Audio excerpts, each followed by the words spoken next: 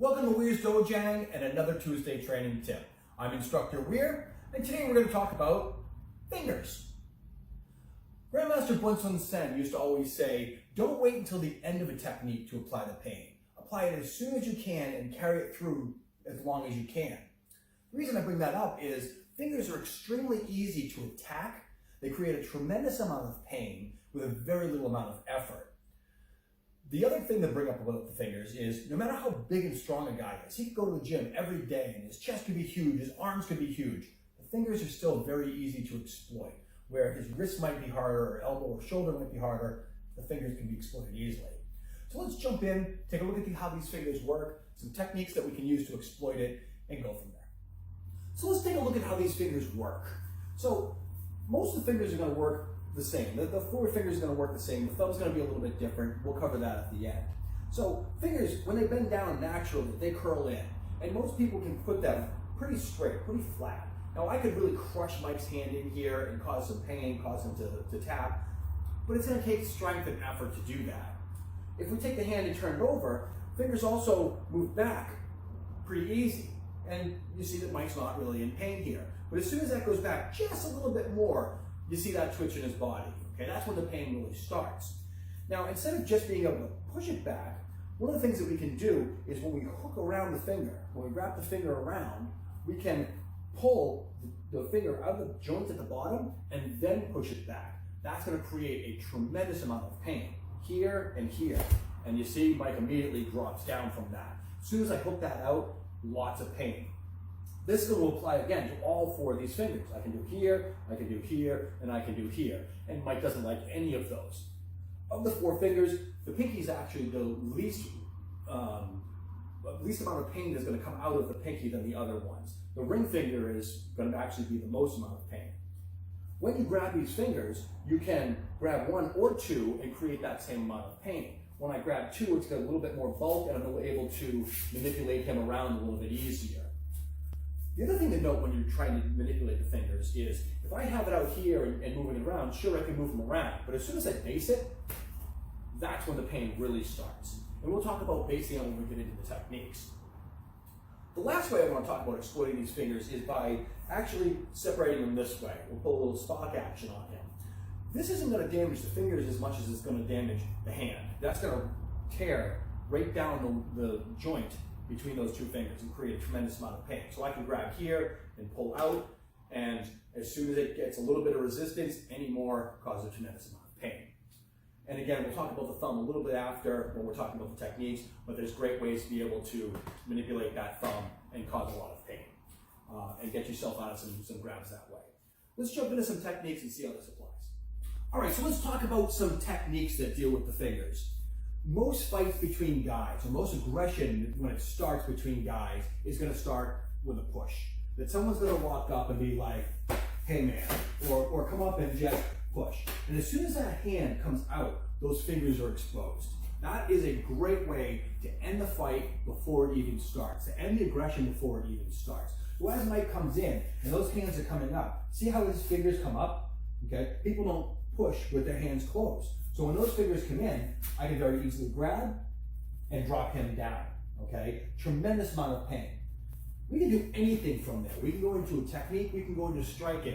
That all is situational, but the first thing we want to do is when those fingers come in, boom, and down, okay?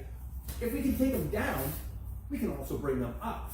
So that hand comes in, here, boom, comes up underneath. Now notice, Mike goes up to his tippy toes, he's walking backwards. He doesn't like that very much.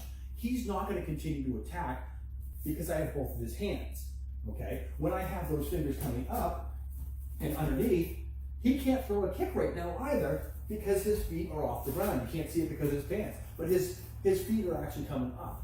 So he can't throw a kick. He's very much trapped. The last part of the push that we want to talk about is a great way of tricking the brain.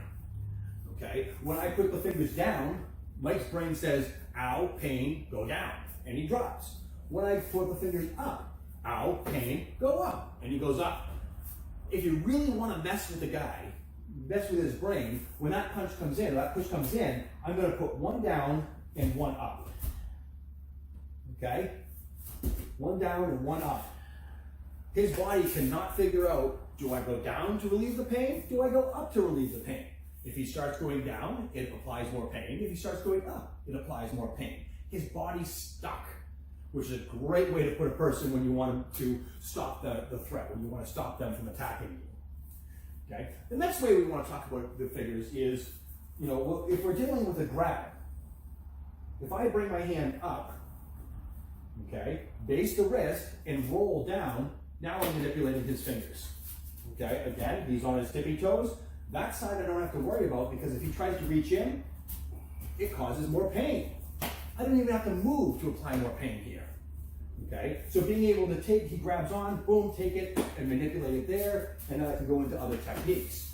Great way to manipulate the body. In the same context, if he grabs in and I want to do, let's say, a shinagi this way, okay, he can actually stop my hand from moving this way, but he can't stop my hand from moving this way. And as soon as my hand moves this way, we have that same lock. And then I can go into my shinagi, okay? Because I was able to manipulate his fingers to start, makes it very, very difficult for him to counter it later. So if I do that same shinagi here, and I go to turn, and I'm not super tight, he can turn with me, and that causes the technique to fall apart. If I manipulate those fingers to start, now he doesn't have a choice. Okay, now it makes it really difficult for him to counter it. So let's talk about another aspect of this. We go and we take him into an armbar. Bam, we got him down.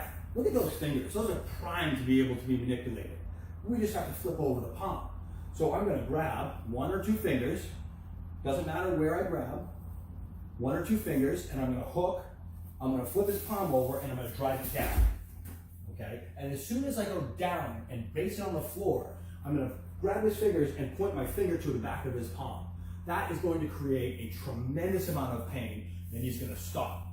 The other nice thing about that is when I'm pulling him down, if he hits the ground, everything stops, which puts a lot of pressure onto that finger automatically. Now that he's down on the ground, why not continue to play with these fingers? Okay? I just took him down, let's say I took him down with a wrist out turn instead, and he's on his back. Bam, he's down. I can manipulate those fingers the same way and pull him right off the ground. Okay? If I turn his palm over, I can actually hold him right like that, and he can't lift his arm out because his elbow is above his shoulder.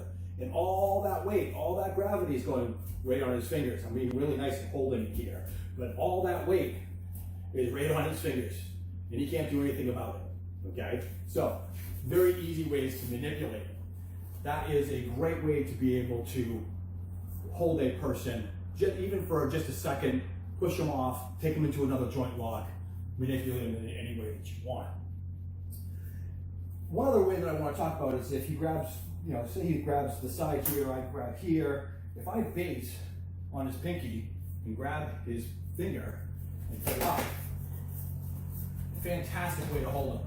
And again, elbow is above the shoulder, so he can't just lift his arm away. All the pressure of his body is coming down on that finger. Grab it, up. Very easy to manipulate into another technique from there. Okay, so these are a couple of techniques that we can use that just get into the manipulation of the fingers really quick and easy, really down and dirty. Stop that fight before it even happens. Again, those fingers are just dangling for your taking. The last technique I want to talk about is the thumb. Okay, great way to explain the thumb or to talk about the thumb is on a lapel grab. He comes up and he grabs. This thumb can be exposed. If he curls it in, that's okay. You might not be able to manipulate the thumb there, but if I take it here, check the punch, now the thumb is exposed. The thumb is great because if you put this nail back into the palm, it creates a tremendous amount of pain. Right here, bang. He's going to release his grab and he's going to drop. Now, if I use the tip of my thumb on the tip of his nail, it's very technical. It's a very fine motor skill. Easy way to do this without it. Again, if it's exposed, great. If it's not, you can roll it out. I'm going to put the notch of my palm on the end of his thumb here and just crush it. Okay? Now wrist out turn, back up with the fingers. Okay? It all flows one to the other, Bam. Now he's got a broken wrist. Okay? all different ways to be able to manipulate these fingers to be able to put an end to the threat immediately. Excellent. So we talked about different ways of manipulating those fingers. Really, really, really easy. Oftentimes, again, they're just floating out there waiting for you to exploit them. Even if the hand's not even exposed like this, if it's like this, you can reach in and grab them. Very easy way to do it. Very quick way to apply pain. Quick shot of pain, do it with another lock. Keep that pain on that finger. Anything is possible when you're dealing with the pain. Train hard, be good to each other, and Hapkido.